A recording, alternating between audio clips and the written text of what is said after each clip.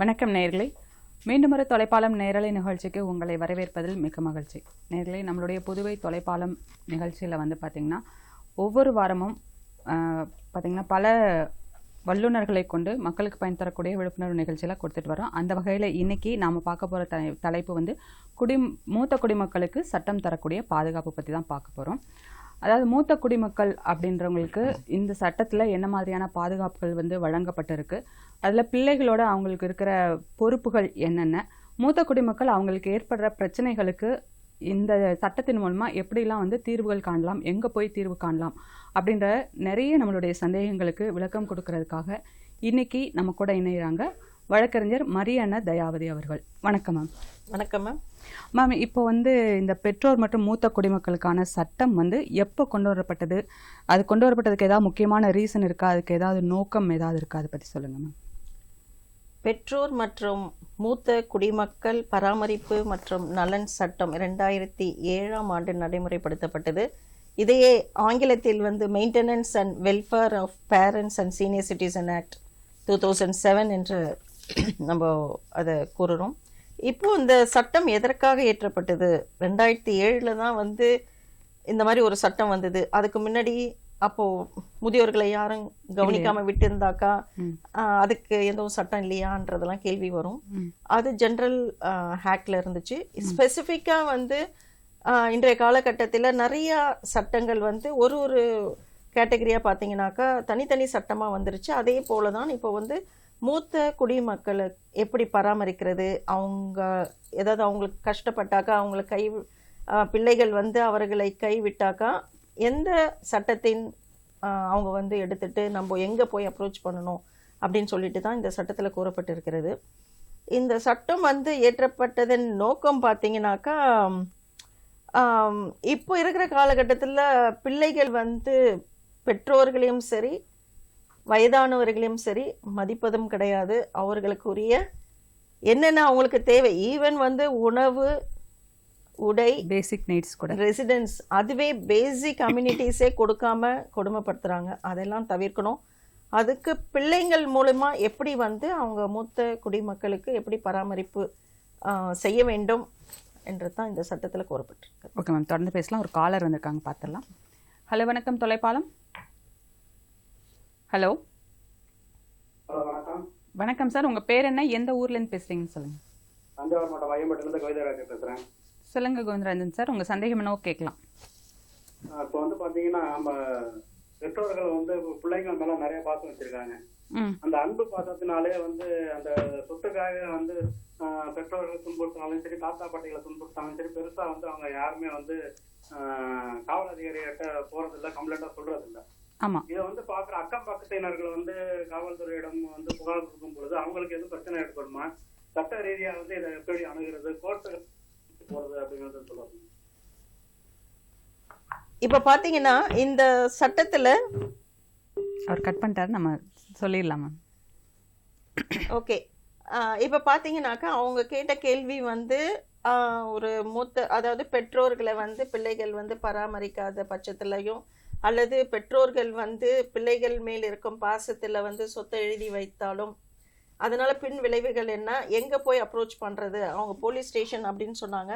But அது police ஸ்டேஷனுக்கு போக வேண்டிய அவசியம் இல்லை. நீங்க இப்ப பாத்தீங்கன்னாக்கா நீங்க ட்ரிபுனல் இருக்கு, தீர்ப்பாயங்கள் இருக்கு, அது எக்ஸிக்யூட்டிவ் மேஜிஸ்ட்ரேட் அப்படின்னு சொல்றோம், சப்டிவிஷனல் மேஜிஸ்ட்ரேட் அப்படின்னு சொல்றோம். நம்ம அந்த தீர்ப்பாயங்களை நீங்க அணுகுனாலே போதும். அது ஒரு நீதிமன்றம் கிடையாது. நிறைய பேர் நீதிமன்றத்துக்கு போவதான் பயப்படுறாங்க, போலீஸ் ஸ்டேஷன் போகிறதுக்கும் பயப்படுவாங்க. அதனால இது ஒரு தீர்ப்பாயம் தான். நீங்கள் அங்கே போயிட்டு உங்களுடைய நீங்களே பாதிக்கப்பட்ட பெற்றோர்கள் போக முடியாது, வயதின் காரணமாகவோ அல்லது அவங்க உடல்நிலை சரியில்லாத காரணத்தினாலோ அவங்க நேராக போய் அப்ரோச் பண்ணி ஒரு அப்ளிகேஷன் ஃபில் பண்ணி அவங்களால கொடுக்க முடியாது. அதனால தெரிஞ்சவங்க மூலயமா போகலாம், அல்லது அவங்க ஃப்ரெண்ட்ஸு அவங்களே ஃபில் பண்ணி கொடுக்கலாம் அவங்க சார்பாக.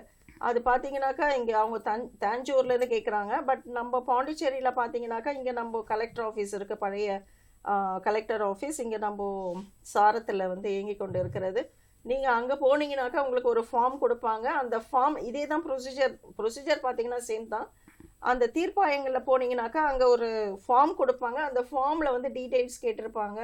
அந்த பேரண்ட்டோடைய நேம், அட்ரஸ், யார் வந்து இந்த கம்ப்ளைண்ட் கொடுக்குறீங்க, நீங்கள் என்ன அவங்களுக்கு ரிலேட்டிவ், யாரால் அவங்க வந்து பாதிக்கப்படுறாங்க, அவங்க பிள்ளைகளுடைய டீட்டெயில்ஸ், அந்த டீட்டெயில்ஸ்லாம் வந்து இந்த அப்ளிகேஷனில் வந்து கேட்பாங்க.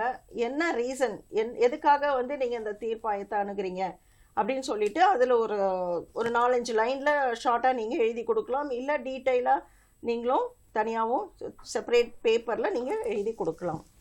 இது ஃபர்தராக பார்த்தீங்கன்னாக்கா இதில் யார் வந்து இந்த தீர்ப்பாயத்தில் வந்து ஒரு முடிவு சொல்லுவாங்கன்னு பார்த்தீங்கன்னாக்கா இங்கே சப்டிவிஷனல் மேஜிஸ்ட்ரேட் தான், அவங்க தான் பண்ணுவாங்க. அவங்க ஒரு நீதிபதி மாதிரி இருந்து பண்ணுவாங்க, பட் எக்ஸிக்யூட்டிவ் கேரக்டர் மேஜிஸ்ட்ரேட் தான் அவங்க.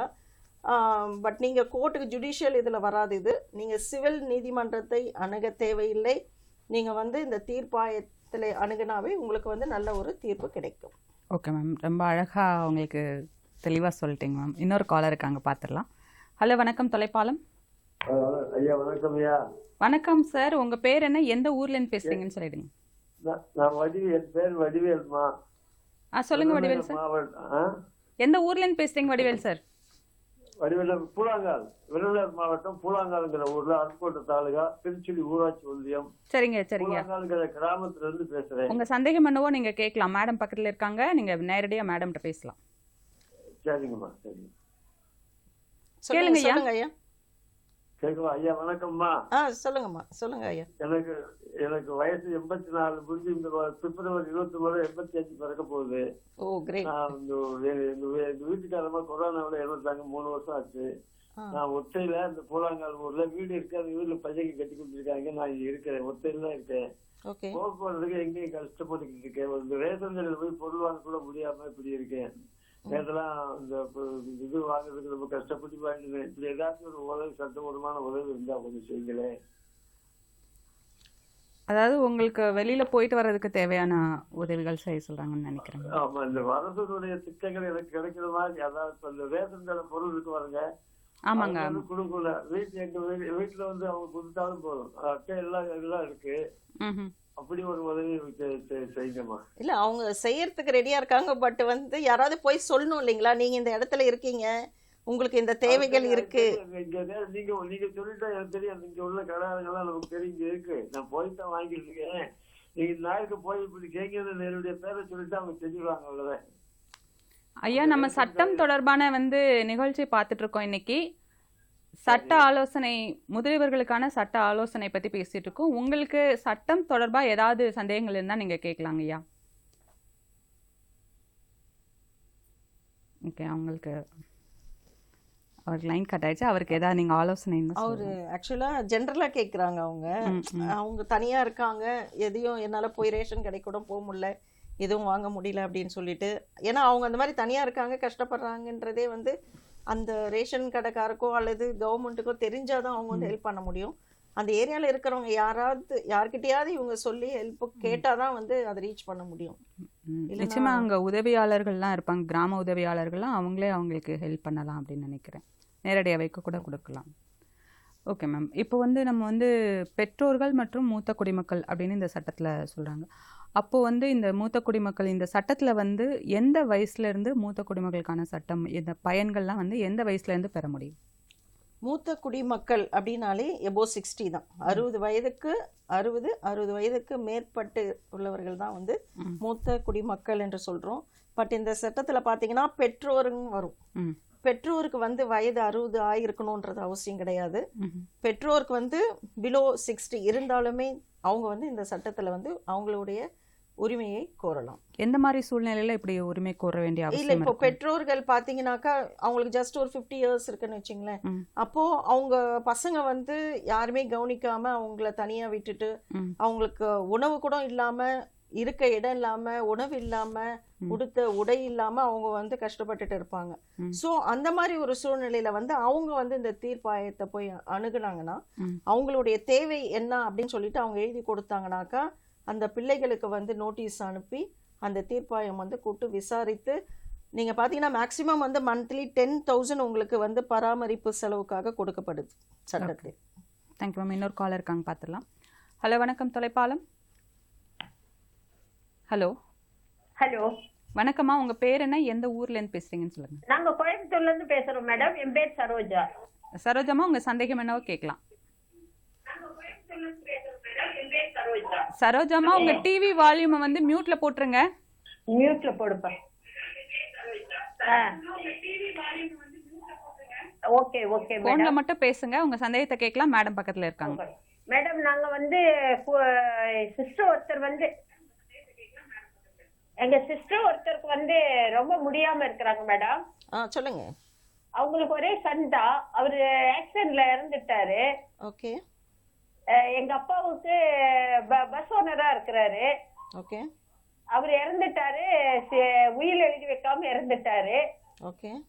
எங்க பிரதருங்க வந்து ஒண்ணும் கொடுக்க மாட்டேன்றாங்க.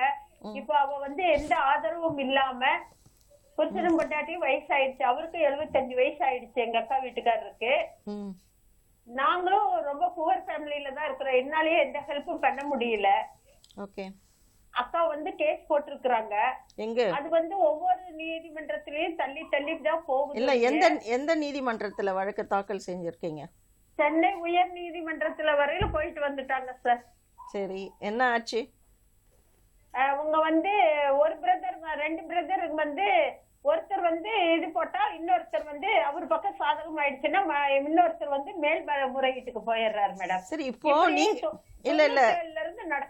இப்போ நீங்க உங்களுக்கு வந்து அந்த மூத்த குடிமக்கள் என்ற இதுல பாத்தீங்கன்னாக்கா நீங்க வந்து நீதிமன்றம் போகணும்னு அவசியம் இல்ல. உங்க ஏரியாவுல இருக்கிற தீர்ப்பாயத்தை நீங்க அணுகலாம். ட்ரிபுனல் கோயம்புத்தூர்ல எங்க இருக்குன்னு சொல்ல முடியுமா மேடம்? அம்மா சரோஜாமா, நீங்க டிவி வால்யூமா குறைச்சிக்கோங்க, அப்பதான் மேடம் சொல்றது உங்களுக்கு தெளிவா கேட்கும். சொல்லுங்க மேடம். ஏன்னா கோயம்புத்தூர்ல பாத்தீங்கன்னாக்கா கோர்ட்ல இருக்கிற கேஸ் டிஸ்கஸ் பண்ண முடியுமா மேம்? அவங்க போக முடியுமா அந்த மாதிரி? இல்ல, இப்போ வந்து இல்ல அதுக்கு தான் சொல்றேன். இப்போ என்னன்னாக்கா கோயம்புத்தூர்ல இருக்கீங்க நீங்க. கோயம்புத்தூர்ல கண்டிப்பாக ட்ரிபுனல்னு இருக்கும், தீர்ப்பாயம்னு கேளுங்க நீங்க. சரிங்களா? அங்க போயிட்டு நீங்க ஒரு அப்ளிகேஷன் கொடுங்க. இந்த நம்ம இந்த சட்டம் சொன்னோம் இல்லைங்களா, பெற்றோர் மற்றும் மூத்த குடிமக்கள் பராமரிப்பு மற்றும் நலன் சட்டம் சொல்லியிருக்கோம் 2007. இந்த சட்டத்தின் அடிப்படையில நீங்க தீர்ப்பாயத்தை அணுகுங்க. நீங்க நீதிமன்றத்தை அணுகணும்னு அவசியம் இல்லை. மூத்த குடிமக்களுக்கு தேவையான உங்களுக்கு செலவு கூட ஒரு பைசா இல்லாம கஷ்டப்படுவீங்க, இல்லது உங்களுக்கு உடுத்த உடை இல்லாம கஷ்டப்படுவாங்க, இருக்க இடம் இல்லாம கஷ்டப்படுற சமயத்துல நீங்க வந்து அந்த தீர்ப்பாயத்தை அணுகுனீங்கன்னாக்கா அங்க ஒரு ஃபார்ம் கொடுப்பாங்க. அதை ஃபில் பண்ணி நீங்க கொடுத்தீங்கன்னா யாருக்கு எதிர்ப்பா நீங்க வந்து இந்த பெட்டிஷன் கொடுக்குறீங்கன்றத அந்த டீட்டெயிலாம் நீங்க அதுல சப்மிட் பண்ணி எழுதுனீங்கன்னாக்கா தீர்ப்பாயத்துல இருந்து கன்சர்ன் பர்சனுக்கு வந்து அவங்க நோட்டீஸ் அனுப்பிச்சு அவங்கள வர வச்சு நேருக்கு நேரம் வச்சு பேசி ஒரு நல்ல ஒரு தீர்வா சொல்லுவாங்க. அந்த மாதிரி உங்களால ஒண்ணுமே அவங்களால மெயின்டைன் பண்ண முடியல, அவங்கள பராமரித்து கொள்ள இயலவில்லை என்றால் உங்களுக்கு மாதந்தோறும் 10,000 ரூபாய் கண்டிப்பாக ஆர்டர் போடுவாங்க. சரிங்களா? நீங்க இதுக்காக நீதிமன்றம் போகணும்னு அவசியம் இல்லை, தீர்ப்பாயத்தை நீங்க அணுகலாம்.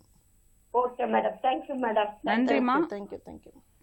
இப்போ இவங்க தீர்ப்பாயத்துக்கு போகணும்னா அவங்க அந்த லாயர் கிட்ட கேட்டாலே அவங்களே அவங்களுக்கு ஹெல்ப் பண்ணுறதுக்கு வாய்ப்பு இருக்குல்ல?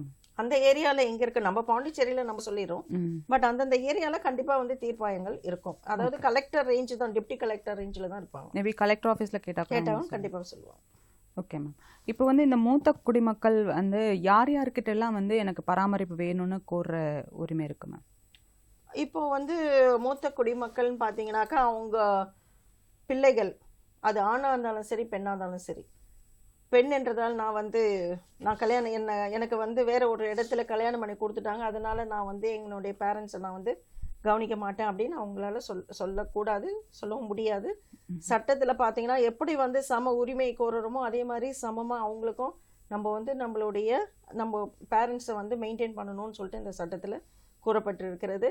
அதனால வந்து பெண் என்பதால் நான் வந்து என்னால் செய்ய முடியாது, எங்கள் பேரண்ட்ஸை வந்து என்னால் மெயின்டைன் பண்ண முடியாது, அவங்களுக்கு தேவையானதை அதாவது உணவோ சரி உடையோ எதுவும் என்னால் செய்ய முடியாதுன்னு அவங்களால சொல்ல முடியாது. கண்டிப்பாக பெண்ணாக இருந்தாலும் அதாவது அவங்க டாட்டர் கண்டிப்பாக செஞ்சு தான் ஆகணும் அப்படின்னு சொல்லிட்டு இந்த சட்டத்தில் கூறப்பட்டிருக்கு. Okay ma'am. இப்போ கூட ஒரு கடைசியாக வந்த காலர் சொன்னாங்க, அவங்க அதாவது சகோதரியோட அவங்க பிள்ளையும் இறந்துட்டாங்க அப்படின்னு சொன்னாங்க.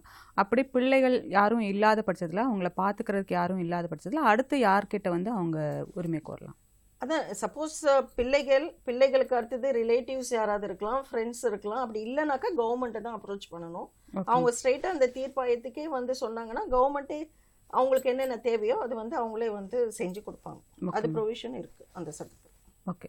இப்போ வந்து இந்த பிள்ளைகள் இருந்துமே கவனிக்காத சில பெற்றோர்கள் வந்து இருக்கிறத நம்ம பார்க்குறோம். இப்போ ஒரு காலர் கூட வந்து கேட்டாங்க, முதல்ல வந்த காலர் வந்து கேட்டப்போ என்ன பண்ணலாம் அப்படின்னு சொல்லிட்டு, அதுக்கு வந்து இதே தீர்ப்பாயத்துக்கு தான் போய் கேட்கணுமா, எந்த மாதிரியான ஆவணங்கள் ஏதாவது எடுத்துகிட்டு போகணுமா, அதுக்கு என்ன வழிமுறைகள் மேம்? இல்லை, இந்த சட்டத்தை பொறுத்த வரைக்குமே சிவில் கோர்ட்டுக்கு போகணும்னு அவசியமே கிடையாது. இந்த தீர்ப்பாயத்தை தான் அணுகணும். இந்த சட்டத்தின் கீழ் நம்ம எந்த ஒரு கம்ப்ளைண்ட் கொடுத்தாலுமே சரிங்களா. ஸோ அந்த தீர்ப்பாயத்தில் போயிட்டு உங்களுக்கு என்ன தேவையோ நீங்கள் அந்த மாதிரி முன்னாடி நான் சொன்னதுபடி அந்த ஃபார்ம் வாங்கி அதை ஃபில் பண்ணி உங்களுக்கு என்ன தேவையோ நீங்கள் அதை ஃபில் பண்ணி கொடுத்தீங்கன்னா அவங்க வந்து ஆப்போசிட் பார்ட்டிக்கு வந்து நோட்டீஸ் அனுப்புவாங்க. நோட்டீஸ் ரிசீவ் பண்ணி குறிப்பிட்ட தேதிக்குள்ளே நீங்கள் அந்த தேதியில் வரணும்னு சொல்லிவிட்டு அங்கேருந்து வந்து அவங்க நோட்டீஸ் அனுப்பிச்ச உடனே அந்த தேதியில் அப்பியர் ஆனாங்கனாக்கா அந்த சப்டிவிஷனல் மேஜிஸ்ட்ரேட் டெப்டி கலெக்டர் ரேங்க்ல இருக்கிறவங்க அவங்கள கூப்பிட்டு விசாரித்து அவங்களுக்கு என்ன ஒரு தீர்வோ கண்டிப்பாக அவங்க வழங்குவாங்க. ஓகே. இப்போ தீர்ப்பாயத்துக்கு போகணும் அப்படின்னா அவங்க மோஸ்ட்லி வந்து எல்லாருமே முடியாதவங்களா இருக்கிற பட்சத்தில் தான் அவங்க தேவை எதிர்பார்க்க வேண்டியது இருக்குது. அப்படி இருக்கும் பட்சத்தில் அவங்களால போக முடியல, பராமரிப்புக்கு ஆள் இல்லை அப்படின்ற பட்சத்தில் யார் அவங்க சார்பாக போகலாம்? அவங்க கண்டிப்பாக ரிலேட்டிவாக இருக்கணும் அப்படின்னு ஏதாவது இருக்கா? அப்படின்னு கிடையாது, யார் வேணாலும் போய் கம்ப்ளைண்ட் கொடுக்கலாம் இவங்க சார்பாக. ஏன்னா ரிலேட்டிவ் தான் கொடுக்கணும் அப்படின்னாக்கா நிறைய பேருக்கு வந்து சொந்தங்கள்லாம் விட்டுட்டு போயிட்டு தான் இவங்க வந்து கஷ்டத்தில் இருப்பாங்க. அதனால சொந்தங்கள் தான் வந்து போய் வந்து கம்ப்ளைண்ட் கொடுக்கணும்னு அவசியம் கிடையாது. யார் வேணாலுமே போய் கம்ப்ளைண்ட் கொடுக்கலாம். ஒரு தேர்ட் பர்சன் கூட போயிட்டு இந்த மாதிரி இந்த இடத்துல இவங்க கஷ்டப்பட்டுட்டு இருக்காங்க அப்படின்னு சொல்லிட்டு அவங்கக்கிட்ட அந்த தீர்ப்பாயத்தில் போய் சொன்னாங்கன்னா அவங்க அதுக்கேற்ற மாதிரி ஒரு ஃபார்ம் கொடுத்து அதை எடுத்துகிட்டு போய் கூட அவங்க அதை ஃபில் பண்ணி அவங்கக்கிட்ட சைன் வாங்கிட்டு வந்து இவங்களே அப்ளை பண்ணலாம். இயரிங் அப்போ அவங்க வந்தால் போதும். சப்போஸ் அவங்களால வெளியிலே வர முடியல, நடக்கவே முடியல அப்படின்னாக்கா இங்கே சப்டிவிஷனல் மேஜிஸ்ட்ரேட்டே அவங்க வீட்டுக்கு போய் என்கொயரியும் பண்ணுவாங்க. Okay ma'am. இப்போ மேம், இப்போ ஒன்றுக்கு மேற்பட்ட பிள்ளைகள் இருக்கிற வீடுகளில் வந்து பார்த்தீங்கன்னா அவங்க வந்து ஒரு அப்பா அம்மாவை பார்த்துக்கணுன்னாக்கா நான் 6 மாதம் நீ 6 மாதம் பார்த்துக்கணும், அந்த மாதிரியான பிரச்சனைகளில் வந்து நம்ம பார்க்குறோம். அப்படி பார்க்குறதுக்கு அவங்களுக்கு ஏதாவது வாய்ப்பு இருக்கா? இல்லை அவங்கள வந்து ஒரு ப்ராப்பராக ஒரு வீட்டில் வச்சு அவங்க ஃபுல்லாக பார்க்கணும் அப்படின்ற மாதிரி இந்த சட்டத்தில் என்ன சொல்லியிருக்கு? இந்த சட்டத்தில் பார்த்தீங்கன்னாக்கா 6 மாதம் 3 மாதம் அப்படின்லாம் எதுவுமே பர்டிகுலராக எதுவும் சொல்லலை. பட் எல்லா பிள்ளைகளுமே பேரண்ட்ஸை வந்து பராமரிக்கணும். சப்போஸ் ஒரு பிள்ளை வந்து ஓகேப்பா நான் வந்து எங்கள் பேரண்ட்டை பார்த்துக்கிறேன் அப்படின்னு ஒரு பிள்ளை சொன்னாக்கா அவங்க வீட்டில் கொண்டு போய் வச்சுட்டு அவங்க பராமரிக்கலாம். இப்போ யாருமே செய்யலை, இந்த ஒருத்தரும் போட்டி போட்டுப்பாங்க, நீ பார்த்துக்கோ இல்லை நீ பாரு, நீ தான் பெரிய பிள்ளை, நீ உங்கள் வீட்டில் எடுத்துகிட்டு போய் வச்சு நீ பார்த்துக்கோ அப்படின்னு தான் சொல்லுவாங்க. ஸோ இந்த மாதிரி ஒரு காலகட்டத்தில் என்ன பண்ணுவாங்கனாக்கா யாருமே என்னை பார்க்க மாட்டுறாங்க, ஒருத்தரும் என்ன பெற்றோரை பாதுகாக்கிறதுக்கே போட்டி போட்டுட்டு இருக்கிற சமயத்தில் இவங்க என்ன பண்ணலாம், போயிட்டு தீர்ப்பாயத்தில் சொல்லி அரசு வந்து அவங்களுக்கு வந்து உரிய சேவைகளை அரசே செய்து கொடுக்கணும். அதுக்கும் ஹோம் தனியாக இருக்குது. அவங்களுக்கு என்ன மெடிக்கல் ஃபெசிலிட்டிஸ் வேணும்னாலுமே அரசே வந்து எடுத்து செய்யும். பிள்ளைகள் இருக்கும்போதே கூட அரசு எடுத்து அவங்க அது வந்து அவங்க ஆர்டர் போடுவாங்க, கண்டிப்பாக நீங்கள் தான் செய்யணும். ஆஸ் நீங்கள் ஒரு அந்த பெற்றோருக்கு வந்து நீங்கள் தான் பிள்ளைங்கனாக்கா கண்டிப்பாக நீங்கள் செஞ்சு தான் ஆகணும்னு சொல்லிட்டு ஆர்டர் போடுவாங்க. அப்படி அவங்க செய்ய தவறும் பட்சத்தில் பார்த்தீங்கன்னா அவங்களுக்கு வந்து பனிஷ்மெண்ட் இருக்குது, 3 months இம்ப்ரிசன்மெண்ட் இருக்குது, ப்ளஸ் 5,000 ஃபைனும் இருக்குது. கண்டிப்பாக செஞ்சு தான் ஆகணும். தவிர்க்க முடியாத சில காரணங்களால் இப்போ பார்த்தீங்கன்னா நிறைய பேர் வெளியூர்லாம் இருப்பாங்க, இங்கே வந்து யாருமே இருக்க மாட்டாங்க. நான் உனக்கு இவ்வளோ அமௌண்ட் அனுப்பிச்சிடுறேன், நீ எதையாவது பார்த்துக்கோ அப்படின்னுடுவாங்க. ஸோ இந்த மாதிரி சூழ்நிலையில் வெறும் அமௌண்ட்டை மட்டும் வச்சுக்கிட்டு அவங்களால லைஃப் வந்து ஸ்பெண்ட் பண்ண முடியாது. ஸோ இந்த மாதிரி ஒரு காலகட்டத்தில் அரசுக்கிட்ட நம்ம சொன்னோம்னா அரசு வந்து உரிய தேவையை அவங்களுக்கு உரிய நேரத்தில் செய்வாங்க. Okay ma'am. இப்போது மேம், இப்போது நீங்கள் ட்ரிபுனல்ஸ் பற்றி அடிக்கடி சொல்லிகிட்டே இருக்கீங்க. புதுவையில் எங்கெல்லாம் வந்து ட்ரிபுனல்ஸ் இருக்குது, அதோட முக்கிய பணிகள்லாம் என்னென்ன? இப்போது பாண்டிச்சேரியில் புதுச்சேரியில் பார்த்தீங்கன்னாக்கா சவுத்தில் ஒன்று இருக்குது. சவுத்துனா வெளிநூறு, நார்த்துனா நம்ம கலெக்டர் ஆஃபீஸ் சாரமில் இயங்குது. இது பார்த்தீங்கன்னாக்கா நம்ம லீகல் சர்வீசஸ் அத்தாரிட்டி மூலிமா நம்ம அங்கே பேனல் லாயர்ஸ் வந்து அப்பாயிண்ட் பண்ணியிருக்காங்க. தேர்ஸ்டே வந்து அவங்க சிட்டிங்கில் அங்கே இருப்பாங்க. இப்போது சிட்டிங் தேர்ஸ்டேயில் அவங்க வந்து பார்த்தீங்கன்னாக்கா 3 to 6 அங்கே இருப்பாங்க. ஃபஸ்ட்டு வந்து அப்ளிகேஷன் கொடுத்த உடனே அதை ஸ்க்ரூட்டினைஸ் பண்ணி அவங்கள கூப்பிட்டு ஜஸ்ட் அவங்க என்கொயரி பண்ணிவிட்டு ஃபர்தராக அதை வந்து நம்ம சப்டிவிஷனல் மேஜிஸ்ட்ரேட்டுக்கிட்ட அதை வந்து நாங்கள் வைப்போம் என்கொயரி. அவங்க அதுக்கப்புறம் பார்ட்டிஸை கூப்பிட்டு அவங்க ஃபைனலாக ஒரு முடிவு பண்ணி அதை க்ளோஸ் பண்ணுவாங்க. அதே மாதிரி சவுத்தில் வெளிநூர் சப்டிவிஷனல் மேஜிஸ்ட்ரேட் இருக்காங்க இல்லைங்களா, பஞ்சாயத்து கொம்யூன் பஞ்சாயத்து அந்த இதுலேயே தான் இருக்குன்னு நினைக்கிறேன். அங்கே வந்து தேர்ஸ்டே வந்து சிட்டிங் இருக்குது. அங்கே போய் அவங்க அப்ளிகேஷன் கொடுத்தாங்கன்னா அதை வந்து அவங்க ஃபஸ்ட்டு ஸ்க்ரூட்டினைஸ் பண்ணிவிட்டு ஃபர்தராக வந்து அதை கலெக்டர் முன்னாடி வைப்பாங்க, சப்டிவிஷனல் மேஜிஸ்ட்ரேட் முன்னாடி. இப்போ இந்த வழக்கு வந்து எந்த மாதிரி நடைமுறைகள் எந்த மாதிரி இருக்கும்? இப்போ வந்து ஒரு கோர்ட்னா அதுக்கு ஒரு நடைமுறை இருக்குது. இங்கே ட்ரிபுனல்ஸில் வந்து நடைமுறைகள் எப்படி இருக்கும்? இது வந்து ஏதாவது குறிப்பிட்ட காலத்துக்குள்ளார நம்ம வந்து கேஸ் கொடுக்கணும். இப்போ ஒரு பெற்றோருக்கு ஏதோ ஒரு வன்முறையே, குடும்ப வன்முறையே ஏதோ நடந்திருக்குனாலும், இல்லை இது மாதிரி பராமரிக்கலைன்னா கூட அவங்க வந்து இந்த குறிப்பிட்ட காலத்துக்குள்ளார போயிட்டு அவங்க வந்து வழக்கு தொடுக்கணும் அப்படின்னும், இல்லை ஏதாவது வழக்கு நடைமுறைகள் இப்படி தான் இருக்கணும் அப்படின்னு இருக்கா? தீர்ப்பு வந்து எவ்வளோ நாளுக்குள்ளார கொடுக்க முடியும்? இது பார்த்தீங்கன்னாக்கா 90 நாட்களுக்குள்ளே அதை முடிக்கணும்னு இருக்குது. பட் இது ப்ரொசீஜர் பார்த்தீங்கன்னாக்கா நான் முன்னாடி சொன்னது தான். ஜஸ்ட்டு போகிறோம், ஒரு ஃபார்ம் கொடுப்பாங்க, அதை ஃபில் பண்ணுறோம், திருப்பி கொடுக்குறோம். யார் நோட்டீஸ் வந்து ரெஸ்பாண்டன்ட் ஆப்போசிட் பார்ட்டியுடைய டீட்டெயில்ஸ் நம்ம கொடுத்துருவோம். அதுக்கு அவங்களுக்கு வந்து நோட்டீஸ் அனுப்புவாங்க. நோட்டீஸ் ரிசீவ் பண்ணிவிட்டு என்கொயரி இருக்கும். என்கொயரி வந்து ஒரு 2 or 3 ஹியரிங்ஸ் அப்படி தான் இருக்கும். ஏன்னா ஒன்றை கூப்பிட்டு வச்சு பேசி அவங்கள எப்படியாவது காம்ப்ரமைஸ் பண்ணி இவ்வளோ பேமெண்ட் பண்ணி தான் ஆகணும் அப்படின்னு சொல்லிட்டு ஆர்டர் போட்டுருவாங்க. அவங்க அந்த ஆர்டரை வந்து ஒபே பண்ணலனாக்கா இந்த 3 months இம்ப்ரிசன்மெண்ட்டும் 5,000 ஃபைனும் வந்து சப் கலெக்டர் வந்து ஆர்டர் பண்ணலாம். அவங்களுக்கு இன்ஃபர்மேஷன் இதே கொடுக்க முடியும். ஓகே. இப்போ ஒருவேளை அவங்களுக்கு வந்து என்னால் அந்தளவுக்கு கொடுத்து பராமரிக்க முடியாது, அந்த மாதிரி ஏதாவது அந்த தீர்ப்பில் வந்து அவங்களுக்கு வந்து ஒரு திருப்தி இல்லை அப்படின்ற பட்சத்தில் அவங்க மேல்முறையீடுக்கு போகிறதுக்கு வாய்ப்பு இருக்கா?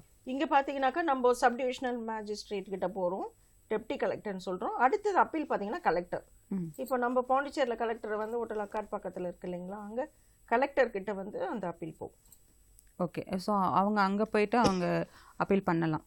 கண்டிப்பாக. Okay ma'am. இப்போ வந்து நீங்கள் அரசு பராமரிப்பு இல்லங்கள் பற்றி சொன்னீங்க. எந்தெந்த சூழ்நிலையில் வந்து அந்த அரசு பராமரிப்பு அந்த இல்லங்களுக்கு வந்து இந்த மூத்த குடிமக்கள் கொண்டு போகப்படுறாங்க, அங்கே எந்த மாதிரியான வசதிகள் வந்து செய்து கொடுக்கப்படுது? மேம் அதுக்கு முன்னாடி ஒரு காலர் இருக்காங்க, பார்த்துடலாம். ஹலோ, வணக்கம் தொலைப்பாலம்.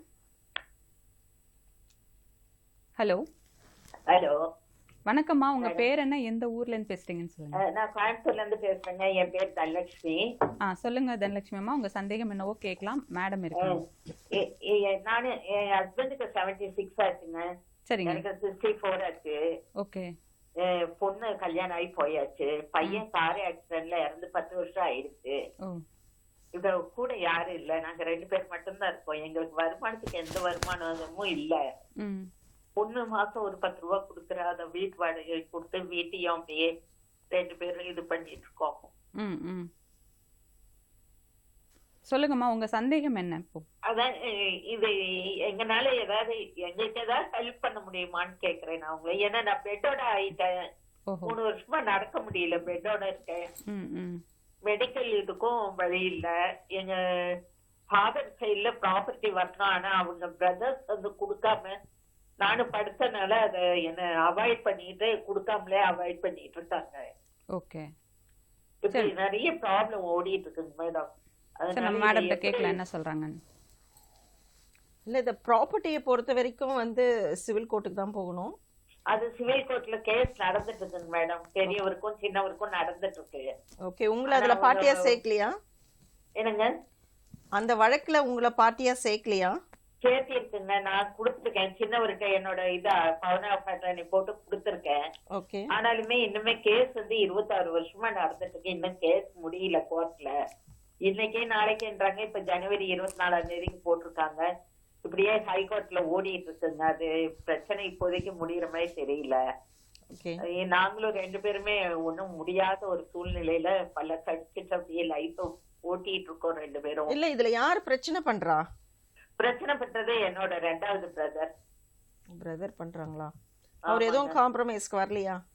காம்ப்ரமைஸ்க்கு வரமாட்டேன்றாரு. என்ன பண்ணாலும் வரமாட்டேன்றாரு.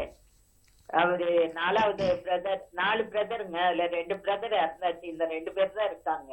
ஓகே அவங்க வந்து 2 பேருமே அப்பாவும் இறந்து 5 வருஷம் ஆச்சு, அம்மா இறந்து 19 வருஷம் ஆச்சு. வீடு அம்மா பேர்ல இருந்தது, பிள்ளைங்க 6 பேருக்கு எழுதி இருந்தாங்க. அந்த பாகத்தையும் கொடுக்க மாட்டேன்றாங்க. இல்ல எழுதிட்டாங்களா? என்னங்க எழுதி வச்சிருக்காங்களா அம்மா உங்களுக்கு ஒரு ஷேர் இருக்குன்னு? உயில் வந்து கோர்ட்ல சின்ன ஒரு கான்செப்ட், அந்த உயில் செல்லாதுன்னு சொல்லிட்டாங்க. ஏன் என்னது எப்படி எழுதுனாங்க? அது அவங்க ரிஜிஸ்டர் பண்ணாம விட்டுட்டாங்களாம். இல்லையா அப்படி ரெஜிஸ்டர் பண்ணாட்டாலுமே இது தமிழ்நாடா அது? ஆமாங்க, ஏன்னா அது பொள்ளாச்சியில இருக்கு வீடு. மெட்ரோபாலிட்டன் சிட்டிஸ்ல வந்து பில் எழுதுனா அது வந்து ப்ரொபேட் பண்ணணும். ஆமா, அது அந்த அவங்க வந்து அதை ரெஜிஸ்டர் பண்ணாம விட்டுட்டாங்க. அப்படி இருந்தாலுமே நாங்க பிள்ளைங்க 6 பேருக்கு தாங்க வரணும் வீடு. ஓகே அது கொடுக்க மாட்டேன்றாங்க. அப்புறம் பஸ் ஒண்ணு ஓடிட்டு இருக்குங்க அவங்களது. அது பர்மிட் பிரச்சனையில அதை வந்து இது பண்ணி இப்ப பர்மிட்டை முடக்கி வச்சிருக்காங்க 5 வருஷமா. அப்பா போனதுல இருந்து அப்பா பேர்ல தான் இருந்தது பர்மிட். அதுலயும் பாகம் இல்லைன்ற மாதிரி ஏதோ பண்ணி அவங்களுக்குள்ள பிரச்சனை, அண்ணன் தம்பி பிரச்சனையில பிள்ளைங்க யாருக்குமே கொடுக்காம. கீழே 2 சிஸ்டர் வேற இருக்காங்க. எல்லாம் பொண்ணுங்க 3 பேரு கஷ்டத்துல இருக்கோம் மேடம். பசங்க 2 பேரும் நல்லா இருக்காங்க, சொந்த வீட்டுல நல்லா இருக்காங்க. நாங்க 3 பேர் தான் இப்ப ரொம்ப கஷ்டப்பட்டு இருக்கோம். அதுலயும் நான் வந்து இப்போ மகனும் போய் எங்க வீட்டுல அவருக்கும் ஏஜ் அதிகாரி, அவருக்கும் சுகர் பிரச்சனை அது இது இருக்கு. நான் நடக்க முடியாம பெட்ல இருக்கேன். இப்படியே எங்க பொழப்பு ஓடி. சரி, உங்களுக்கு பென்ஷன் ஏதாவது வருதா? எதுவும் இல்லைங்க மேடம். அவர் வந்து இதுல இது கெமிக்கல் கம்பெனி வச்சிருந்தாரு. பையன் போன இதுல எல்லாத்தையுமே விட்டுட்டாரு. எதுவுமே செய்ய முடியல. அவர் மைண்டு பையன் போனதுல அப்செட் ஆயிட்டாரு அவரு. Okay okay. இல்ல ஒண்ணும் இல்ல, நீங்க இந்த மாதிரி ஒரு சூழ்நிலையில நீங்க தீர்ப்பாயத்தை அணுகலாம். சரிங்க மேடம். உங்களுக்கு வந்து ஒரு நல்ல தீர்வு கண்டிப்பா கிடைக்கும். சப்போஸ் கூட மேடம் எங்க போய் அதை அணுகணும்? கோயம்புத்தூர்ல வந்து சப் கலெக்டர் ஆபீஸ் இருக்குங்களா? அங்க கலெக்டர் ஆபீஸ் இருக்கும்.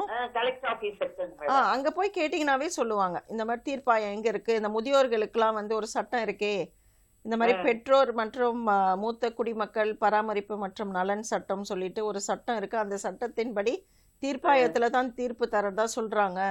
அதனால அது எங்க இருக்கு அப்படின்னு சொல்லிட்டு நீங்க அங்க அப்ரோச் பண்ணி கேட்டீங்கனாலே சொல்லுவாங்க. கலெக்டர் ஆபீஸ்ல கேளுங்க. சரிங்களா? சரி, நான் உங்களை ஏதாவது டவுட் இருந்தா இந்த நம்பர் கூப்பிட்டுங்களா மேடம்? இந்த நம்பர் வந்து இது வந்து தொலைக்காட்சி நிலையத்தோட நம்பர்மா.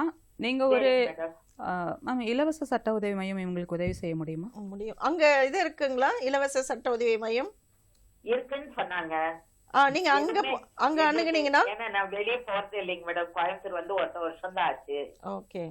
அதனால நான் வெளியவே போறது இல்ல. அவரும் வந்து கொஞ்சம் பயம், தலையெல்லாம் சுத்துது, வெளியே போறது கொஞ்சம் பயந்துட்டு வெளியவே போறது இல்ல. விசாரிக்கிறோம் மேடம். என் சிஸ்டர் ஒருத்தர் இங்க இருக்காங்க, பெரிய சிஸ்டர். நீங்க அவங்க கிட்ட கேளுங்க. சொல்லிட்டு இல்ல அவங்க கிட்ட கேளுங்க. மேலும் இந்த வழக்கு நீதிமன்றத்துல நிலுவையில் இருக்கு இல்லீங்களா? ஆமாங்க மேடம். அதையும் சமரசம் முறையில வந்து பேசி தீர்த்துக்கலாம். நீங்க அங்க போய் அணுகுனீங்கன்னா அவங்க வந்து உங்களுக்கு ஒரு நல்ல ஒரு முடிவு சொல்லுவாங்க, என்ன பண்ணலாம் அப்படின்னு சொல்லிட்டு. சரிங்களா மேடம்? ஓகே ஓகேம்மா. நன்றிங்கம்மா, இணைப்புல வந்ததுக்கு ரொம்ப நன்றி. மகனோட இது ஏதாவது வாங்க முடியுங்களா மேடம் எங்கனால? அதுதான், அது நீங்க அங்கே போய் அப்ரோச் பண்ணுங்க. இலவச சட்ட உதவி மையத்துல அப்ரோச் பண்ணீங்கன்னா அவங்க சொல்லுவாங்க. அது மட்டும் இல்ல, நீங்க அந்த தீர்ப்பாயத்தையும் போய் அணுகுங்க. சரிங்களா? ஓகே. நம்ம இப்ப புதுச்சேரியில இருந்து பண்ணிட்டு இருக்கோம். நீங்க கோயம்புத்தூர்ல இருக்கிறதுனால கோயம்புத்தூர்ல இருக்கிற கலெக்டர் ஆபீஸ்ல நீங்க கேட்டீங்கன்னா இலவச சட்ட உதவி மையம் பத்தியும் தீர்ப்பாயம் பத்தியும் உங்களுக்கு தெளிவா சொல்லுவாங்க. நீங்க அங்க கேளுங்க. யாராவது உங்க உறவினரை கூட்டிட்டு போங்க. சரிங்க மேடம். ரொம்ப நன்றிம்மா, இணைப்புல வந்ததுக்கு ரொம்ப நன்றி. Okay madam. மேம் தொடர்ந்து பேசலாம் மேம். நேர்களை ஒரு சிறிய இடைவேளைக்கு பிறகு சந்திப்போம்.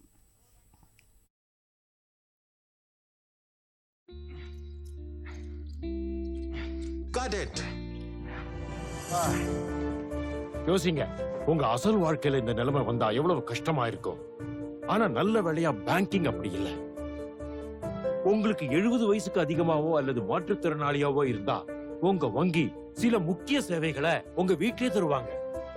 RBI சொல்கிறது, விவரமாயிருங்க, எச்சரிக்கையா இருங்க.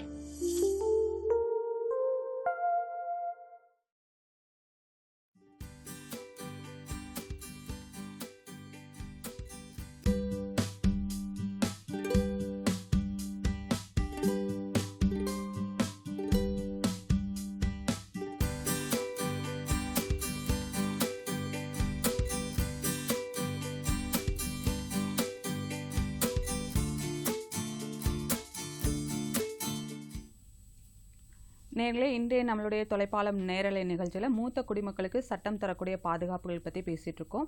மூத்த குடிமக்களுக்கான சட்ட பாதுகாப்பு பற்றி உங்களுக்கு கூட சந்தேகங்கள் இருக்கலாம். நீங்களும் அழைக்கலாம். அழைக்க வேண்டிய எண்கள் 22722487 மற்றும் எண் 22722488. மேம், நம்ம ஏற்கனவே கேட்டிருந்தேன், இந்த அரசு உதவி மையங்களில் யார் யாரெல்லாம் போய் பயன்பெற முடியும், அதை எப்படி பராமரிக்கிறாங்க, அதை பற்றி சொல்லுங்கள் மேம். அரசு உதவி மையம் பார்த்தீங்கன்னாக்கா இங்கே அவங்கள மெயின்டைன் பண்ணுறதுக்கு பராமரிக்கிறதுக்கு யாருமே இப்போ கூட பேசுனாங்க, நாங்கள் 2 பேரும் ஏஜ்டு, யாருமே எங்களை பராமரிக்கிறதுக்கு இல்லை.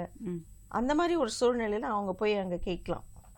அவங்க வந்து சப்போஸ் அவங்களால எதுவுமே அந்த வீட்டில் அவங்களுக்கு எந்த ஒரு ஃபெசிலிட்டிஸும் இல்லாமல் ரொம்ப அவங்க கஷ்டப்பட்டுட்டு இருக்கிற சமயத்தில் அந்த தீர்ப்பாயத்தை அணுகி அவங்க வந்து அவங்களுக்கு ஒரு நல்ல ஒரு முடிவை சொல்லுவாங்க. நீங்கள் இல்லை, நீங்கள் வீட்டிலே இருக்கிற மாதிரி இருந்தால் அதுக்கேற்ற மாதிரி அவங்களுக்கு நல்ல ஒரு ஆலோசனை தருவாங்க. இல்லை உங்கள் வீட்டில் உங்களை யாருமே பராமரிக்க ஆள் இல்லை அப்படின்னாக்கா அந்த அரசு நியமித்திருக்காங்க இல்லைங்களா, நிறைய மையங்கள் இருக்குது. அங்கே போனாங்கன்னா அவங்களுக்கு டே டு டே லைஃப் என்னென்ன தேவையோ, உணவு, உடை, இருக்க இடம், மெடிக்கல் ஃபெசிலிட்டிஸ் எல்லாமே வந்து அரசு எடுத்து செய்யும். Okay ma'am. இப்போ இந்த நம்ம புதுவை பொறுத்த வரைக்கும் பார்த்தீங்கன்னா அரசு மருத்துவமனைகள் மூலமாகவும் வந்து நிறைய மூத்த குடிமக்களுக்காக வந்து சேவைகள்லாம் செஞ்சுட்ருக்காங்க. அது எந்த மாதிரியான சேவைகள்லாம் பண்ணிட்டு? மருத்துவமனையில் மட்டும் கிடையாது, நம்ம சீனியர் சிட்டிசன்ஸ், அந்த மூத்த குடிமக்கள் என்ன அப்படின்னு நம்ம ஒரு எபோ 60 அப்படின்னாலே மூத்த குடிமக்கள் அவங்களுக்கு வந்து எங்கே போனாலுமே அவங்களுக்கு சலுகை உண்டு. ஓகே. அது பேங்க்னாலும் சரி, மருத்துவமனையாக இருந்தாலும் சரி, எங்கே ஷாப்புக்கு போனாலும் சரி, அவங்களுக்கு உரிய சலுகையை கண்டிப்பாக செய்ய வேண்டும். இப்போ முடியாதவங்க ஒருத்தவங்க வந்து மருத்துவமனைக்கு அணுகிறாங்க. அங்கே வந்து அவங்களுக்கு வந்து ஒரு மூத்த குடிமக்கள் வயதானவங்க என்ற கூட பார்க்காம அவங்கள அலைக்கழித்தா அவங்க மேலே நம்ம ஆக்ஷன் எடுக்கலாம். அவங்களுக்கு உரிய பராமரிப்பு கண்டிப்பாக தர வேண்டும். அதனால தான் இந்த சட்டமே வந்தது. அந்த மாதிரி ஒரு சட்டம் இல்லாதனால தான் முன்பெல்லாம் பார்த்தீங்கன்னாக்கா என்னதான் வயசானாலும் இருந்தாலும் சரி கண்டுக்கவே மாட்டாங்க. இங்கே உட்காரு, அங்கே போய் உட்காரு, இப்படி தான் வந்து பேசுவாங்க. ஸோ அந்த மாதிரி இன்றைய காலகட்டத்தில் யாராவது மூத்த குடிமக்கள்களை அலக்கழித்தாங்கனாக்கா அவங்க வந்து இந்த சட்டத்தின் கீழ் வந்து கம்ப்ளைண்ட் கொடுக்கலாம். Okay ma'am. இந்த மூத்த குடிமக்களுக்கு குடும்பத்தில் ஏற்படக்கூடிய வன்முறைகள் அது எந்த மாதிரி இருக்கும்? அதுக்கு வந்து அதுக்கும் இதே தீர்ப்பாயத்தை தான் நம்ம அணுகணுமா?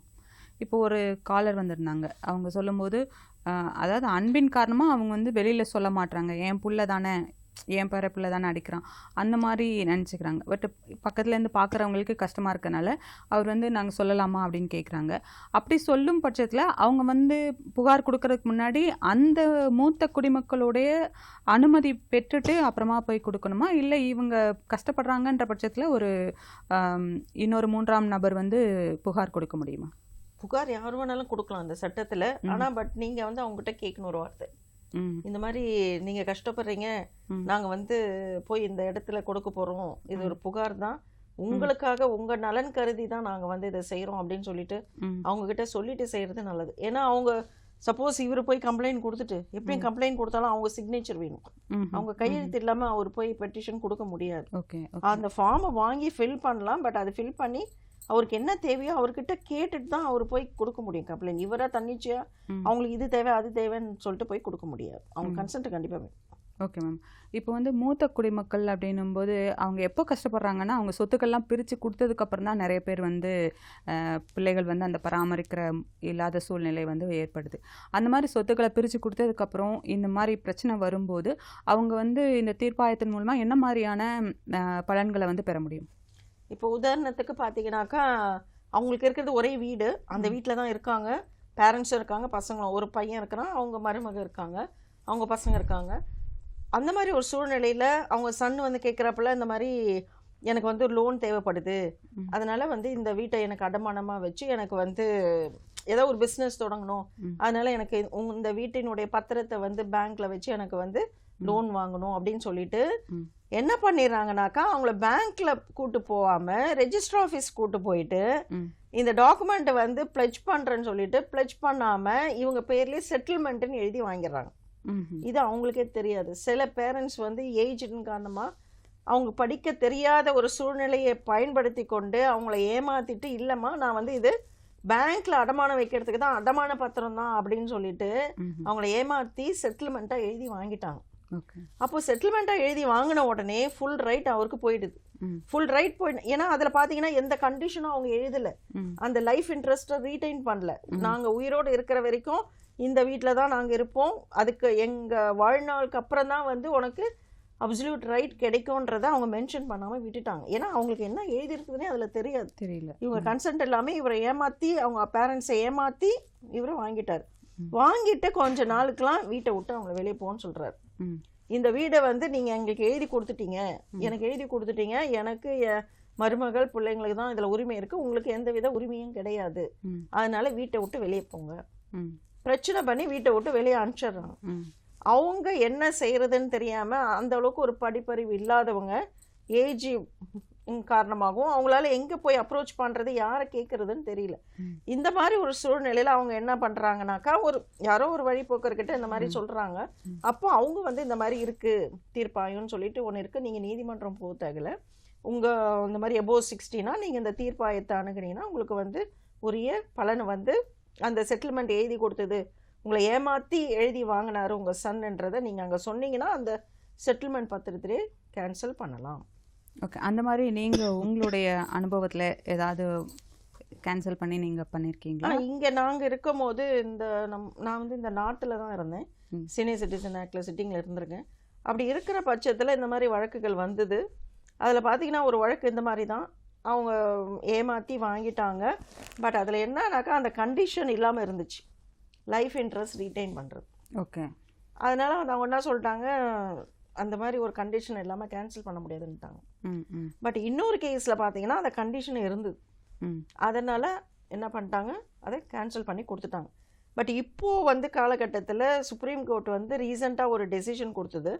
எப்படின்னு பார்த்தீங்கன்னாக்கா, அந்த settlement detail love and affection அதன் காரணமாக தான் இந்த ப்ராப்பர்ட்டியை உனக்கு எழுதி வைக்கிறேன் அப்படின்னு சொன்னாலுமே அந்த பத்திரத்தை கேன்சல் பண்ணலான்னு இருக்கு. ஓ, இது ஒரு நல்ல விஷயம் ஆக்சுவலாக. இப்போது சொத்துக்கள் வந்து நீங்கள் சொன்ன மாதிரி லவ் அண்ட் அஃபெக்ஷனில் தான் எல்லா பிள்ளைகளுக்குமே வந்து சொத்துக்களை பின்னாடி நம்மளை பார்த்துப்பாங்கன்ற ஒரு நம்பிக்கையில் தான் வந்து எழுதி கொடுக்குறாங்க. ஆனால் சுச்சுவேஷன் வந்து அது வேறு மாதிரி மாறி போயிடுறத நம்ம நிறைய இடங்களில் பார்க்க முடியுது. அப்படி இருக்கும் பட்சத்தில் சொத்துக்களை எழுதும்போது இந்த பேரண்ட்ஸ் வந்து எவ்வளோ கேர்ஃபுல்லாக இருக்கணும், அதில் என்ன மாதிரியான கண்டிஷன்ஸ்லாம் இருக்கணும், அந்த சொத்துக்கள் எழுதுகிற நடைமுறைகள் எப்படி இருக்கணுன்றதை பற்றி சொல்லுங்கள். அதான் உங்கள் பசங்களுக்கு வந்து நீங்கள் உயிரோடு இருக்கும் போதே ஒரு ப்ராப்பர்ட்டி செட்டில் பண்ணணும்னு நினச்சிங்கனாக்கா, நீங்கள் வில்லு எழுதுறது தான் பெஸ்ட். உயில் சாசனம் எழுதுங்க, ஏன்னா அதுதான் வந்து உங்களுக்கு பிற்கால நடைமுறைக்கு போகும். வில்லு எழுதுனீங்களா ரெஜிஸ்டர் பண்ணிவிடுங்க. பட் வில்லு பாண்டிச்சேரி பொறுத்த வரைக்கும் registration not must, but better நீங்கள் வந்து ரெஜிஸ்டர் பண்ணிவிடுங்க. 2 விட்னஸ் இருக்கணும் வில்லில் கண்டிப்பாக. அப்படி இருக்கிற சமயத்தில் வில்லு எழுதிட்டிங்கன்னா உங்களை யாரும் வீட்டை விட்டு வெளியே அனுப்ப முடியாது. உங்களுக்கு பிற்காலம் தான் வந்து அது நடைமுறைக்கே போகும். சப்போஸ் இல்லை என் பிள்ளைக்கு இப்போயே வந்து நான் செட்டில்மெண்ட் பண்ணணும் அப்படின்னு விருப்பப்பட்டிங்கன்னா அதில் அந்த கண்டிஷன் கிளாஸ் போட்டுருங்க. இந்த மாதிரி நாங்கள் உயிரோடு இருக்கிற வரைக்கும் நாங்கள் வந்து இங்கே தான் இருப்போம், எங்களை வந்து பராமரிக்கணும், கடைசி வரை எங்களை நீ பராமரிக்கணும் அப்படின்னு சொல்லிட்டு ஒரு லைன் அதில் கண்டிப்பாக இருக்க வேண்டும். அதை கவனிச்சுங்க. உங்களை ஏமாற்றி இந்த மாதிரி நாங்கள் வந்து பேங்க்கில் லோன் வாங்குறேன்னு சொல்லிட்டு, மார்ட்கேஜ் பண்ணுறேன்னு சொல்லிட்டு செட்டில்மெண்ட் எழுதி வாங்குறாங்களா என்னன்னு சொல்லிட்டு உங்களுக்கு படிக்க முடியலன்னா உங்களுக்கு தெரிஞ்சவங்கள கூப்பிட்டு போங்க, என்ன டாக்குமெண்ட் வந்து எழுதுறாங்கன்னு பார்த்துங்க. ஏன்னா உங்கள் பிள்ளை தான், நீங்கள் பெற்ற பிள்ளை தான், ஆனால் உங்களே ஏமாத்திடுறாங்க. கண்டிப்பாக நிறைய கேசஸ் வழக்குகள் வருது, அதனால் யாரையும் நம்ப தேவையில்லை. நீங்கள் உங்களுக்கு படிக்க முடியலன்னா உங்கள் ஃப்ரெண்ட்ஸ் யாராவது கூட்டிகிட்டு போங்க, என்ன டாக்குமெண்ட் எழுதி ரெஜிஸ்டர் பண்ணுறாங்கன்னு அவங்கக்கிட்ட சொல்லி படித்து காண்பித்த பிறகு கையெழுத்து போடுங்க. Okay ma'am. இப்போ வந்து தீர்ப்பாயங்கள் வந்து தானாக முன் வந்து ஏதாவது கேஸ் எடுத்து நடத்த முடியுமா? அப்படி ஏதாவது நிகழ்வுகள் நடந்திருக்கா? தானாகனாக்கா அவங்களுக்கு ஏதாவது கம்ப்ளைண்ட் பண்ணலாம். பட் அவங்களுக்கு இந்த ஏரியாவில் எப்படி இருக்கிறாங்க, இந்த வீட்டில் வந்து 2 பேர் கஷ்டப்படுறாங்க, இல்லை தனியாக ஒரு லேடி தனியாக கஷ்டப்படுறாங்கன்னு யாராவது மூலிமா அவங்களுக்கு ஒரு கம்ப்ளைண்ட் போனால் தான் அவங்க போய் பண்ண முடியும். இவங்களுக்கே தெரியாது இல்லைங்களா, எங்கே இன்னும் யார் கஷ்டப்படுறாங்கன்னு தெரியாது. யாராவது ஒருத்தவங்க, ஏன்னா இந்த சட்டத்தில் பார்த்தீங்கன்னாக்கா ரிலேட்டிவோ அவங்க கூட பிறந்தவங்களோ தான் போய் கம்ப்ளைண்ட் கொடுக்கணும்னு அவசியம் கிடையாது. யார் வேணாலும் போய் கம்ப்ளைண்ட் கொடுக்கலாம். அந்த மாதிரி கம்ப்ளைண்ட் கொடுத்தா தான் அவங்க வந்து ஆக்ஷன் எடுக்க முடியும். Okay ma'am.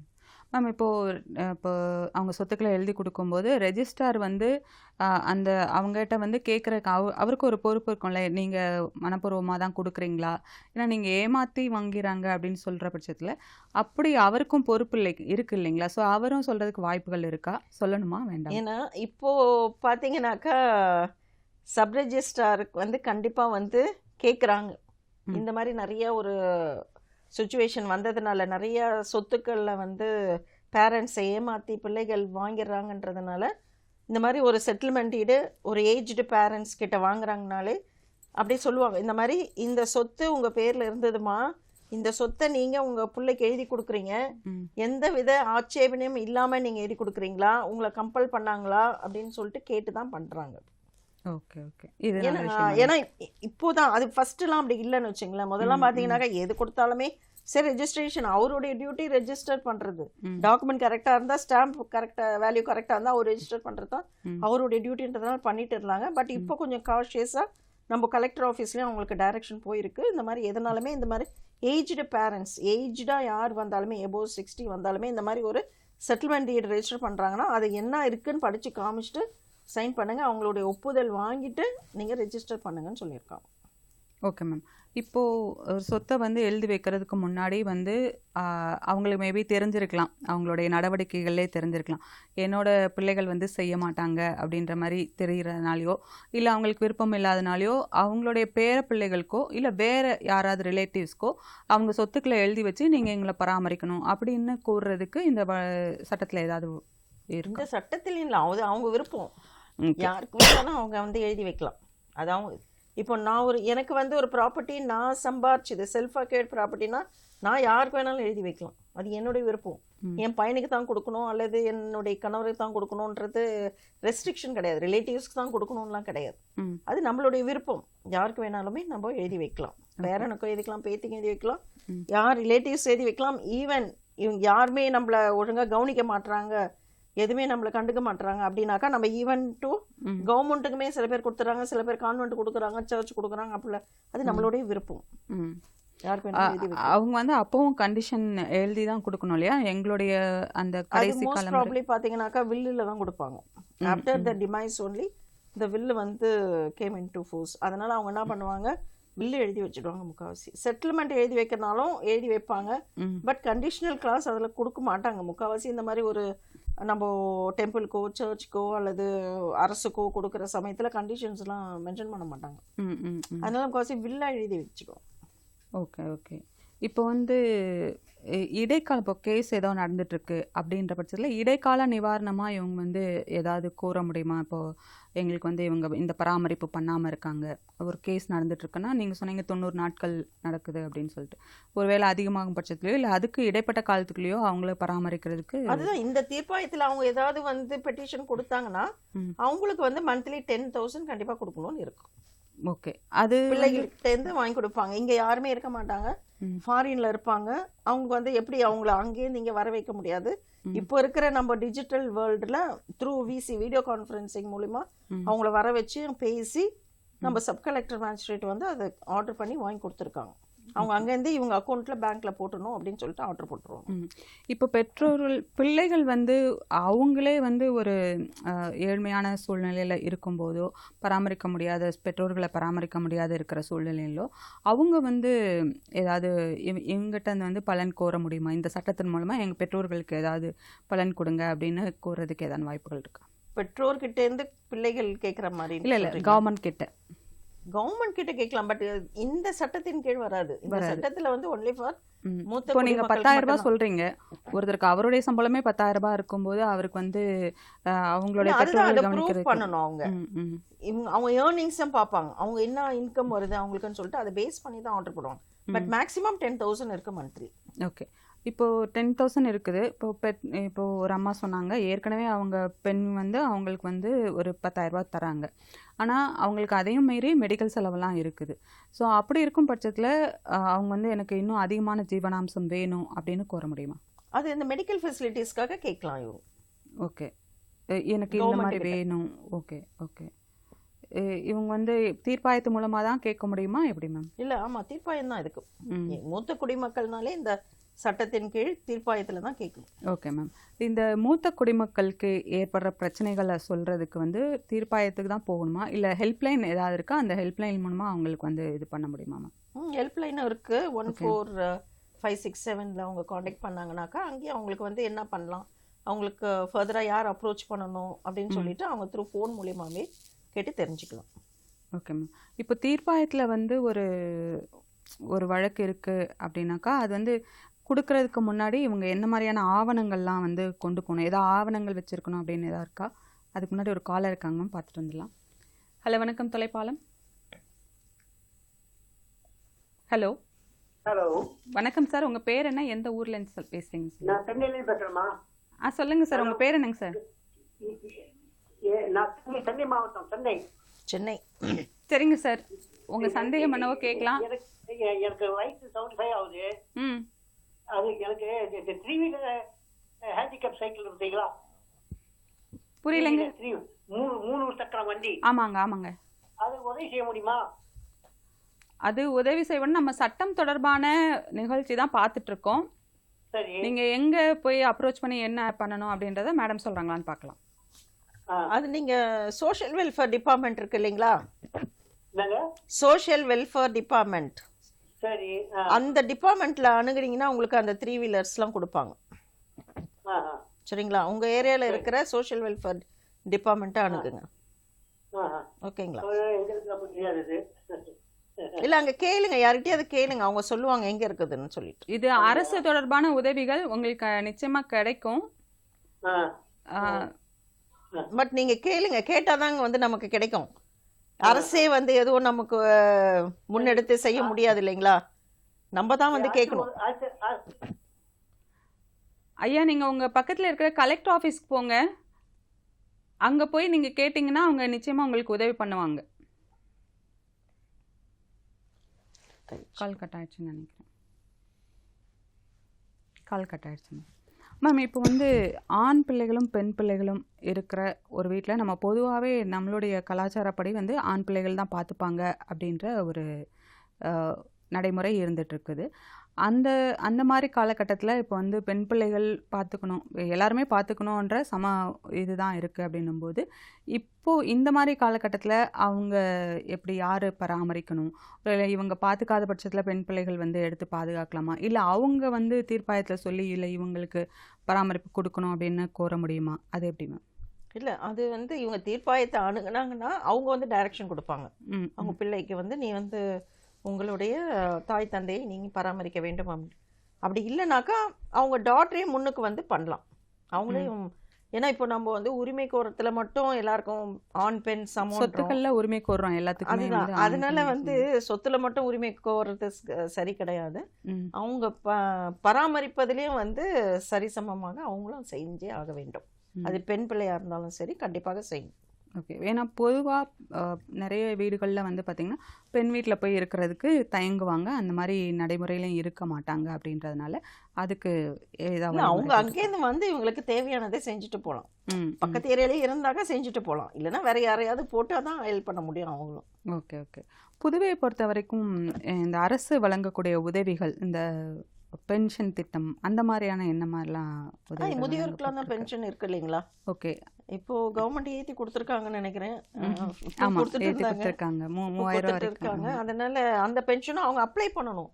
எதுவுமே வந்து அப்ளை பண்ணாதான் கிடைக்கும். நிறைய பேர் என்ன நினைச்சுக்கிறாங்க, நமக்கு 60 ஆயிடுச்சு, கவர்மெண்ட்டே நம்ம லிஸ்ட் எங்கேயாவது பார்த்து நமக்கே வந்து கொடுப்பாங்க அப்படின்னு சொல்லிட்டு வீடு தேடிலாம் வரவே மாட்டாங்க எந்த அரசும். நீங்க தான் வந்து அதை அப்ளை பண்ணணும். நீங்க வந்து உங்களுக்கு அப்ளை பண்ண இது எங்க போய் யாருக்கிட்ட வந்து நம்ம இது பெட்டிஷன் கொடுக்கணும் அப்படின்னு சொல்லிட்டு தெரியலன்னா உங்களுக்கு பக்கத்தில் இருக்கிறவங்ககிட்ட கேட்டு தெரிஞ்சுங்க. இல்லை உங்கள் ஏரியாவில் இருக்கிற இலவச சட்ட உதவி மையத்தை அணுகுங்க. இல்லை இந்த மாதிரி தீர்ப்பாயங்கள் கலெக்டர் ஆஃபீஸில் போய் கேளுங்க. நீங்கள் கேட்டிங்கன்னா உங்களுக்கு கண்டிப்பாக ஒரு நல்ல தீர்வு கிடைக்கும். பட் உங்களுக்குன்னு இருக்கிற உரிமையை நீங்கள் கேட்டு பெற்றுக்கொள்ளுங்கள். இந்த இலவச சட்ட உதவி மையம் சொல்கிறீங்களா மேம்? இலவச சட்ட உதவி மையம் பற்றியும் அதில் யாரெல்லாம் போய் அதன் மூலமாக பலன் பெறலாம் அப்படின்றத பற்றியும் சொல்லுங்கள். இப்போது புதுச்சேரியை பொறுத்த வரைக்கும் இலவச சட்ட உதவி மையம் லோக் அதாலத் மக்கள் நீதிமன்றம் அப்படின்னு பார்த்தீங்கன்னா நம்ம பீச் ரோட்டில் இருக்கிற பழைய நீதிமன்றத்தில் இயங்குது. இது வந்து பார்த்திங்கன்னா மார்னிங் 9 to ஈவினிங் 6 வரைக்கும் இருக்காங்க.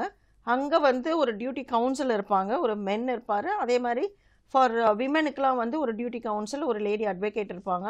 அவங்க வந்து டியூஸ்டே அண்ட் ஃப்ரைடேல ஃப்ரம் 2 to 6 வரைக்கும் அங்கே இருப்பாங்க. ஏன்னா ஏன் இந்த மாதிரி தனியாக ஒரு விமன் அட்வொகேட் இருக்காங்க அப்படின்னு பார்த்தீங்கன்னாக்கா, சில பெண்கள் என்ன பண்ணுறாங்கனாக்கா, வீட்டில் நடக்கிற பிரச்சனை, ஹஸ்பண்ட் அண்ட் ஒய்ஃப்குள்ளே நடக்கிற பிரச்சனையை எப்படி ஒரு ஜென்ஸ் கிட்ட போய் சொல்கிறது, இல்லை ப்ராப்பர்ட்டி டிஸ்பியூட் எதுனாலுமே அவங்க ஒரு ஜென்ஸ் லாயர்கிட்ட போய் எப்படி சொல்கிறதுன்னு தயங்கிட்டு அவங்க வந்து எந்த ஒரு நீதிமன்றம் அணுகிறது கிடையாது, போலீஸ் ஸ்டேஷன் போக மாட்டாங்க, இந்த மாதிரி ஒரு மக்கள் நீதிமன்றத்தையும் அணுக மாட்டுறாங்க. ஸோ நீங்கள் வந்து இந்த மக்கள் நீதிமன்றத்தை அணுகுனீங்கன்னா உங்களுக்கு வந்து இலவசமாக உதவி கிடைக்கும். இதில் யார் யாரெல்லாம் அணுகலாம் அப்படின்னு பார்த்தீங்கன்னா, எல்லா பெண்களுக்குமே வந்து இலவசம் தான். நீங்கள் இலவசம்னு சொன்னதுனால நீங்கள் வந்து அதை கொஞ்சம் தவறுதலாக எடுத்துக்கூடாது. நமக்கு எல்லாம் ஃப்ரீயாக தானே செய்கிறாங்க அப்படின்னு சொல்லிட்டு நீங்கள் அதை மிஸ்யூஸ் பண்ணக்கூடாது. மேலும் பார்த்தீங்கன்னாக்கா, இது மைனர் பசங்க இருக்காங்க இல்லைங்களா, பிள்ளைகள், அப்புறம் சீனியர் சிட்டிசன்ஸ், அப்புறம் லேபரர்ஸ் இருக்காங்க இல்லையா, ஒரு கம்பெனியில் ஒர்க் பண்ணுறாங்க, நிறைய லேபரர்ஸ் இருக்காங்க, அவங்க எஸ்சி எஸ்டி இந்த மாதிரி கேட்டகரியில் ஹேண்டிகிராஃப்ட்ஸ்லாம் இருக்காங்களே, அவங்க எல்லாருக்குமே வந்து பார்த்தீங்கன்னாக்கா இலவசமாக நமக்கு நீதி கிடைக்குது. பிற மேல் பர்சன்லாம் என்ன பண்ணலாம் அப்படின்னு பார்த்தீங்கன்னாக்கா, இயர்லி வந்து 1 lakh அவங்களுக்கு வந்து இது இருக்கணும், சேலரி அதை விட கம்மியாக இருக்கணும், 1 lakh விட 1 lakh அண்ட் பிலோ இருக்கணும். இதுக்கு வந்து எப்படி ப்ரூவ் பண்ணுறது அப்படின்னு பார்த்தீங்கன்னாக்கா, இன்கம் சர்டிஃபிகேட் வந்து வாங்கி கொடுக்கணும் ஃப்ரம் கவர்மெண்ட்லேருந்து. ஓகே, அப்போது இலவச சட்ட உதவி மையம் மூலமாக நமக்கு வந்து அங்கேருந்து ஒரு லாயரை வந்து நமக்காக வந்து அலாட் பண்ணுவாங்க. கண்டிப்பாக அவங்க அந்த மாதிரி ஃபஸ்ட்டு போனீங்கன்னாக்கா கவுன்சிலிங் கொடுப்பாங்க. கவுன்சிலிங் கொடுத்துட்டு அந்த அதர் சைடுக்கு நோட்டீஸ் அனுப்புவாங்க. அவங்கள வர வச்சு பேசுவாங்க. அவங்க வந்தால்தான் கவுன்சிலிங் கொடுத்து ஒரு முடிவு கிடைக்கும். அவங்க வராத பட்சத்தில் ஒரு அட்வொகேட், ஒரு லாயரை நியமித்து கொடுத்து அவங்க வந்து அவங்களுக்காக கோர்ட்டில் போட்டு போய் அப்பியர் ஆகி வழக்குகள் நடத்துவாங்க. அந்த சமயத்தில் வழக்கறிஞர்கள் உங்களிடம் ஏதாவது ஃபீஸ் கேட்டால் தயவுசெய்து கொடுக்காதீங்க. அந்த மாதிரி கொடுக்கக்கூடாதுன்றதுனால தான் இந்த இலவச சட்ட உதவி மையமே இருக்கிறது. அவங்களுக்கு வந்து கவர்மெண்ட் வந்து ஒரு ஆனரேரியம் கண்டிப்பாக கொடுக்கும். அதனால் நீங்கள் அவங்க வந்து இவ்வளோ ஃபீஸ் கேட்குறாங்க அப்படின்னு சொல்லிட்டு நீங்கள் தயவுசெய்து கொடுக்காதீங்க. அந்த மாதிரி கேட்டாங்கன்னா நீங்கள் அந்த மக்கள் நீதிமன்றத்தை அணுகி அந்த ஆஃபீஸில் நீங்கள் போய் சொல்லுங்கள், இந்த மாதிரி அவங்க வந்து எங்கிட்ட ஃபீஸ் கேட்குறாங்க, இவ்வளோ கொடுங்க அப்படின்னு சொல்லிட்டு நாங்கள் என்ன பண்ணுறது, பைசா இல்லாமல் நாங்கள் வந்து இலவசமாக எங்களுக்கு நீதி வேண்டோன்றதுனால தான் நாங்கள் இங்கே அப்ரோச் பண்ணோம், ஆனால் அவங்க வந்து எங்ககிட்ட வந்து இவ்வளோ ஃபீஸ் கேட்குறாங்க அப்படின்னு சொல்லிட்டு நீங்கள் போய் அங்கே புகார் கொடுத்தீங்கன்னா அவங்க வேறு ஒரு வழக்கறிஞரை வைத்து கொடுப்பாங்க. தொடர்ந்து பேசலாம். இன்னொரு காலர் இருக்காங்க, பார்த்துடலாம். ஹலோ, வணக்கம் தொலைப்பாலம். ஹலோ, கால் கட் ஆகிடுச்சு மேம். இப்போ இலவச சட்ட உதவி மையம் நீங்கள் கிளியராக சொல்லிட்டீங்க, வந்து ஃபீஸ் பே பண்ண வேண்டாம், அவங்களுக்கு எதுவுமே பணம் கொடுக்க வேண்டாம். ஆனால் அந்த பேப்பர் ஒர்க்குன்னு இருக்குது, அவங்க வந்து இப்போ சில பேப்பர்ஸ் இப்போ பிரிண்ட் அவுட்ஸ் கொடுக்கறது அந்த மாதிரி சில வேலைகள்லாம் இருக்குது. அதுக்கான ஃபீஸ் வந்து நம்ம கொடுத்து தான் ஆகணும். அதுவுமே வந்து சில பேர் வந்து தவறாக புரிஞ்சுக்கிட்டு நான் தான் ஒன்றுமே கொடுக்கக்கூடாது இலவசம்னு சொல்லிட்டீங்க அப்படின்னு சொல்லிட்டு கேட்குறது. அது ஒரு 1000 ரூபாய் 2000 ரூபாய்னா பரவாயில்ல, ஏதோ பேப்பர் எக்ஸ்பென்ஸ் ஜெராக்ஸ் எடுக்கிறோம் அப்படின்ட்டு. சில பேர் அப்படி கிடையாது. ஏன்னா அதுவும் வந்து பார்க்கணும். இப்போ நம்மக்கிட்ட அப்ரோச் பண்ணுற கிளைண்ட் வந்து எப்பேற்பட்ட சூழ்நிலையிலேருந்து வராங்க, அவங்களுக்கு எந்த ஒரு வசதியும் இருக்காது. அவங்க கிட்ட போய் ஒரு 1000 ரூபாய் கேட்டீங்கன்னா அவங்க என்ன பண்ணுவாங்க? அதை விட கம்மியாக தான் செலவாகும்னு சொல்றீங்களா? ஆமாம், இப்போ நம்ம வந்து இது சில இதெல்லாம் பேப்பர் பப்ளிகேஷன்லாம் கொடுக்குறோன்னா நான் அந்த பில்லை வச்சு நம்ம அங்கேயே கிளைம் பண்ணிக்கலாம். அந்த நீதிமன்றத்திலே அந்த லோக் அதாலத்திலே நம்ம கிளைம் பண்ணிக்கலாம் அட்வொகேட். Okay okay. ஏன்னா வசதியை பொறுத்து இருக்குன்னு வச்சுங்களேன். இப்போ வந்து பெண்களே வந்து எல்லா பெண்களுக்கும் இலவசம் சொல்லிட்டோம். இப்போ வந்து பெண்கள் வந்து நிறைய பேர் நல்ல வெல் டு டூவா இருப்பாங்க, அவங்க வந்து அங்கே அப்ரோச் பண்ணுவாங்க. அவங்க கிட்ட நீங்க வந்து இந்த மாதிரி ஜெராக்ஸ் எடுக்கிறதுக்கு, இந்த பேப்பர் வாங்குறதுக்கு இவ்வளோ எக்ஸ்பென்ஸ் ஒரு 2000 வாங்கலாம், அது வாங்கலாம். இப்போ ஒரு கிளைண்ட் வந்து ஒண்ணுமே இல்லை அவங்களுக்கு வந்து இங்கே தான் அப்ரோச் பண்ணி ஏதாவது கிடைக்குமா அப்படின்னு சொல்லிட்டு வந்திருக்கிற சமயத்தில் நீங்க போய் அவங்க கிட்ட இந்த மாதிரி ஜெராக்ஸ் எடுக்கணும், இதுக்கு இவ்வளோ அமௌண்ட் வேணும்னாக்கா அவங்களால கொடுக்க முடியாது. சூழ்நிலையை பொறுத்து வர கிளைண்ட்டை பொறுத்து we have to ask. Okay ma'am, இப்போ வந்து நீங்கள் தீர்ப்பாயத்தில் இருந்திருக்கீங்க, நீங்கள் நிறைய பேர் நிறைய கேஸ் வந்து பார்த்துருப்பீங்க. உங்களுடைய பார்வையில், உங்களுடைய அனுபவத்தில் இந்த தீர்ப்பாயம் பற்றி மூத்த குடிமக்களுக்கோ இல்லை ஜென்ரலாக பொதுமக்களுக்கே கூட, ஏன்னா அப்போ தான் அவங்க ஹெல்ப் பண்ண முடியும் மற்றவங்களுக்கு, எந்த மாதிரி விழிப்புணர்வு இருக்குதா விழிப்புணர்வு இருக்குதா, அந்த மாதிரி வந்து அப்ரோச் பண்ணுறாங்களா, அதை பற்றி சொல்லுங்கள். விழிப்புணர்வு இருக்கான்னாக்கா இல்லை தான், அந்த அளவுக்கு இல்லை.